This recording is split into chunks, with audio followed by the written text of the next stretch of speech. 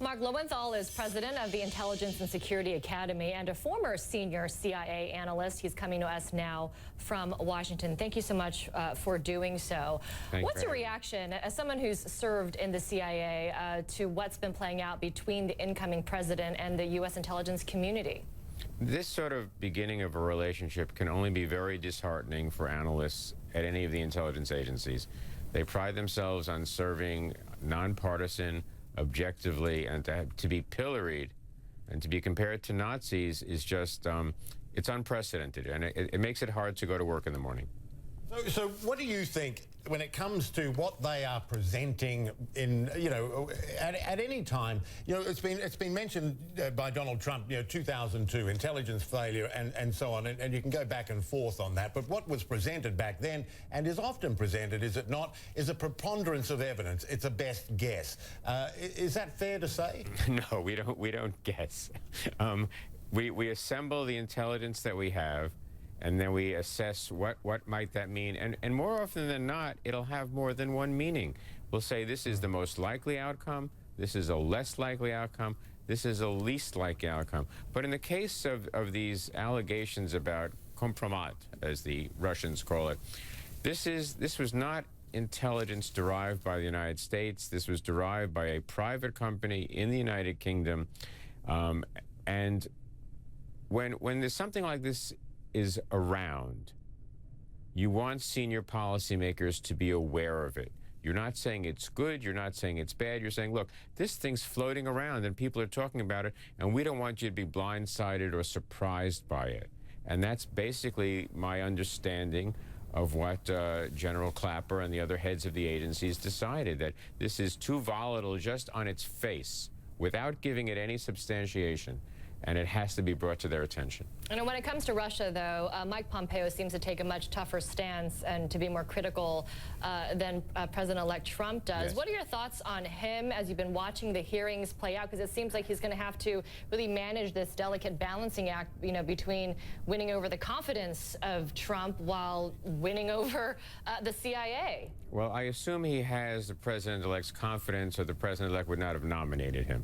On the other hand, regardless of what Mr. Pompeo says about his views of Russia, he doesn't make policy. No CIA director makes policy. The President of the United States makes policy. So if President-elect Trump decides to pursue a different approach to Russia, that's not a call that the CIA gets to argue about. Now, they can argue about the implications of it. And I think the main issue from Pompeo is the following. He has been a very effective partisan voice on Capitol Hill, and that's fine. That was his job. He was a Republican congressman. He's now going to a job that is nonpartisan, in the sense that CIA and the other intelligence agencies are not there to be cheerleaders for policy decisions.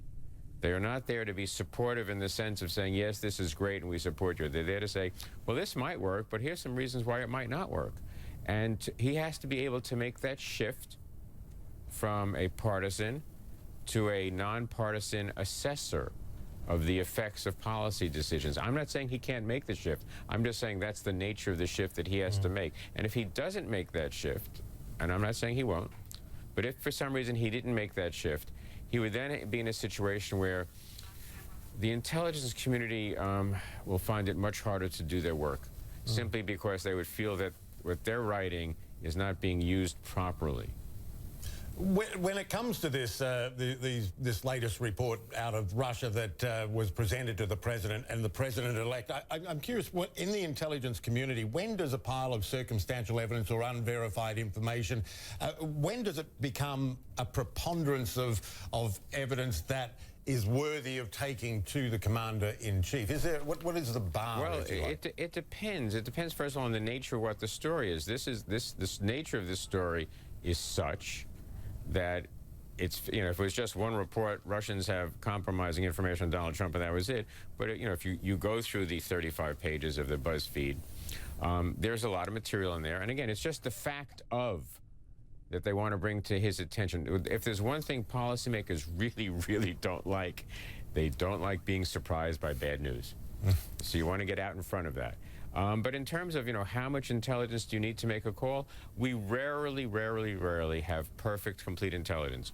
So you take what you've got, you assess the sources.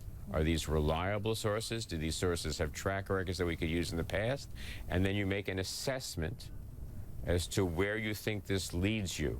One of the things that I thought was very useful about the report that was put out last week on the Russian hacking was there was a lot of very useful detail about how the intelligence community does its work. And it's probably not exciting reading for a lot of people, but if you work your way through it, you get a sense of this, it's a building block approach. It's the only way I can describe it to you. You have different pieces of evidence, you weigh them against one another, you assess it's not that different from what you do in journalism. You don't go out with the first story. You go out, you check with other people. This guy's been good in the past, this guy's a little bit flaky, but I can't dismiss him. And you come to a judgment. Now, the only difference in what you're doing and what we're doing is that we keep most of our sources secret, although you protect some of your sources. So but that's basically how it works. Yeah, and imprecise, I suppose, is a better word. Yeah. And sometimes we're right, and sometimes we're not. And when we're not, I know Trump likes to keep bringing up the Iraq WMD business.